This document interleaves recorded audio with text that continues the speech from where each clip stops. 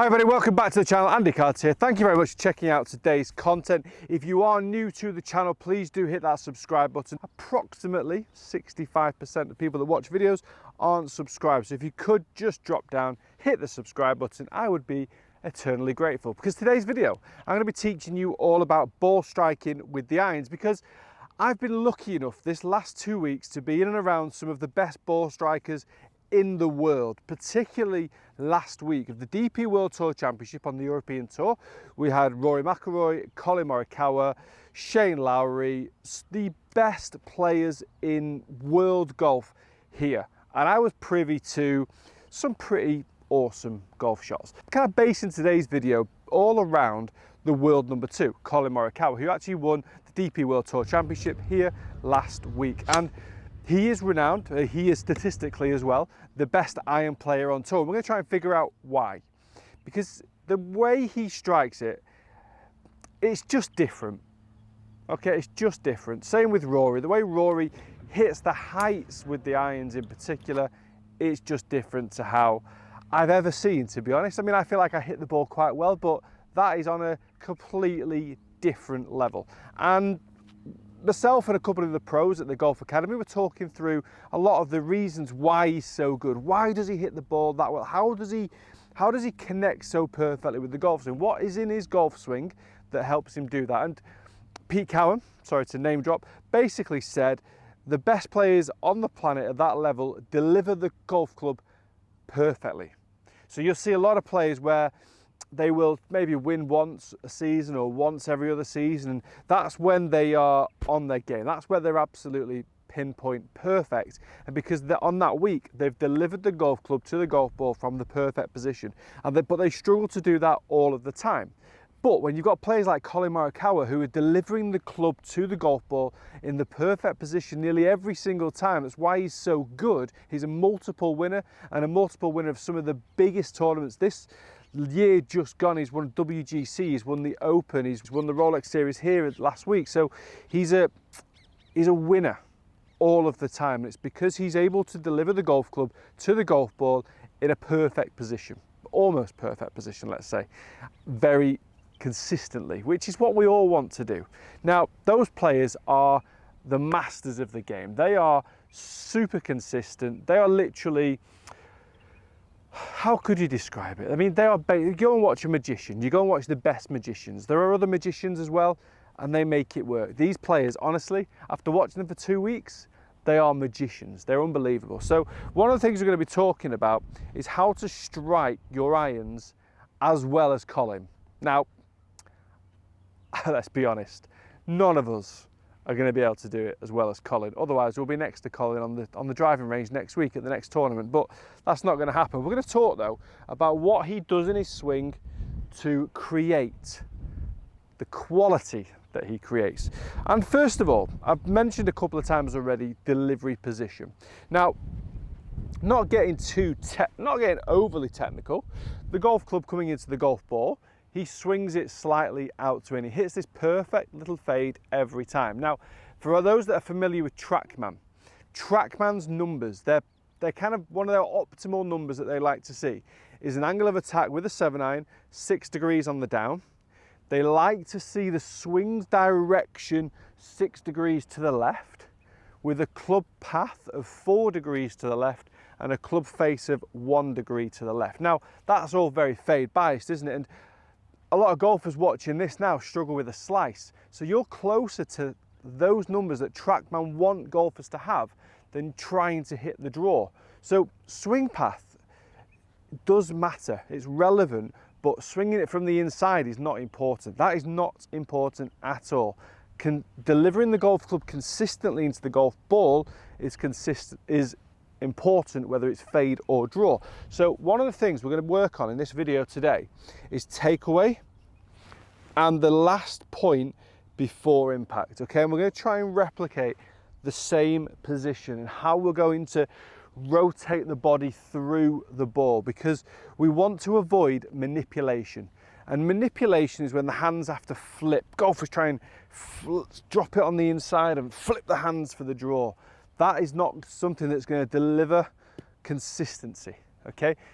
The golfers on tour are basically the best manipulators in the world because they can manipulate from time to time, but they have great technical ability, particularly players like Collin and Brooks Koepka. They have amazing technical ability to deliver the club to the ball naturally rather than trying to rescue it with the hands. And that's what we all want to do.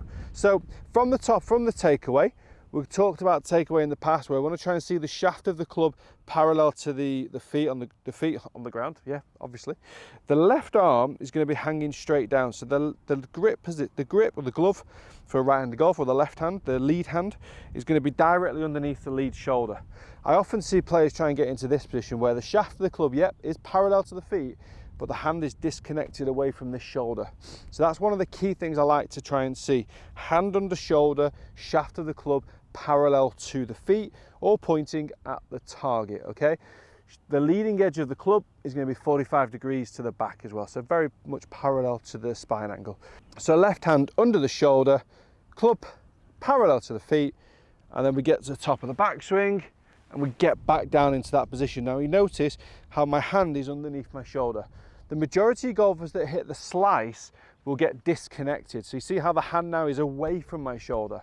Okay, so this is where the shaft of the club, the path and the swing direction work too much to the left because the hand goes out and then works across. What you've got to try and feel is that the left hand works back down under the shoulder, okay? So once it's there, all we're going to do now is turn the sternum to the target. And that sounds super easy. So what I'm going to do, take away, turn, under. And such a nice little strike as well. Pretty good outcome. So I've managed to compress the ball and I'm using my bigger muscles to rotate. And what I'm trying to do as a result of this is get rid of any manipulation I have in my hands and arms and get rid of that bump, or in here and flip that way. I'm trying to reduce my manipulation using my bigger muscles. So take away, left hand under my shoulder. Obviously, if you look from this angle, it's not physically under my shoulder because that would be there, but in line with my shoulder as you were looking at it from the original view. You're in there, you go up, pull it down into that same position. Again, the nice relationship between the two. And I'm just going to turn my sternum towards the target. So let me try that again. Make sure that first one wasn't a fluke. One, hand under shoulder, turn the body back. And it's just given me such a nice strike. I'm swinging it slightly from out to in, and it's given me a little fade as well. So I'm not going to stand here and say if you slice the ball, you need to draw it. You do not need to draw it. If you draw the ball, like I do, you don't need to now suddenly fade it, okay? Because once the hands are underneath the shoulder, that can still be on the inside for a draw. It can be on the outside for a fade. The hand position, the hand path is not changing. The shaft angle of the club will help you determine whether the ball is going to consistently fade or draw. Also, my divot is quite shallow, so I'm hitting down on the ball, but I'm not digging. And hopefully, what I want you to try and take away from this video is that we're just talking about two positions. We've got one, hand under shoulder, up to the top, pull it back down, hand under shoulder, and turn, okay? And we get the same sort of reaction again. One, check, two, rotate. My God, this is actually going a lot better than I expected as well. So, and you're going to find that you're going to miss hit a few shots. I often found when I first started doing this is that I hit a lot of shots to the left. And it's actually important to point out, before I do a video like this, I test it myself. I swing, I hit some shots. I don't just come out and just give a random golf video because that's just stupid. I want to test it myself. So what I found during testing was that I hit loads of shots to the left because actually my golf swing, I get a little bit out there, a little bit stuck. I turn, and now to get myself into a decent position, I've got to flip the hands to draw the ball back, okay? So now when I get into a better position, my body doesn't know that, so it's still flipping the hands. I was just hitting some straight pulls left, but I knew because of those hitting the straight pulls left that my path was better. Okay, that's all I'm working on.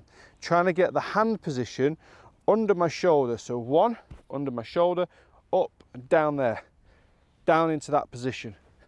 Okay, so you're just pulling that down. So this is all about this, the lead hand. So I've got my palm to the ground, go up, palm to the sky, and I'm just going to push it down to my right foot as I look at this, and this is going to keep me inside of that shoulder angle there, and then turn.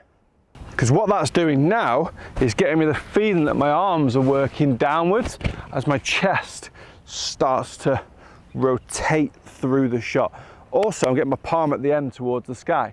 Again, because I'm not trying to flip my hands over, I'm keeping the control of the face. I've got maximum control of the club face when I'm starting to use my body. Once the hands start to manipulate, which, let's be fair, they always do and they always will. So we're trying to reduce manipulation using the body and just using two simple positions to create a solid club face control and swing control, okay? Making sure left hand under shoulder, up to the top, back down into that position. So I'm pulling it back down into that position, hands under that shoulder, and I'm going to use my sternum to turn, to rotate.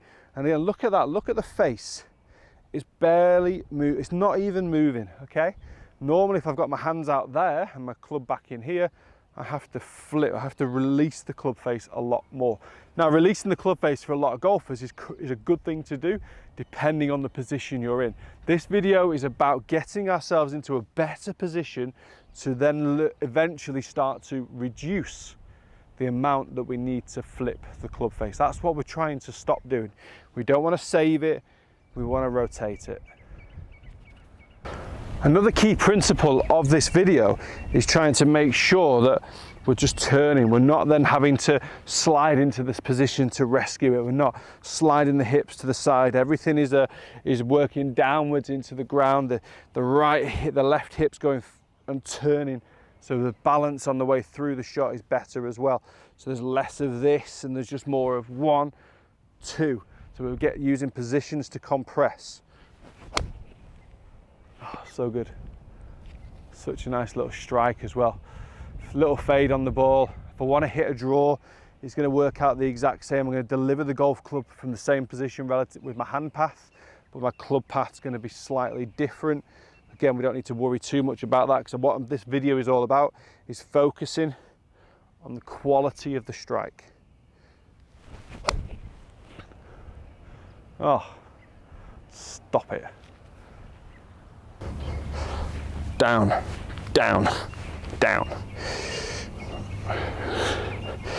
Hand stays under left shoulder.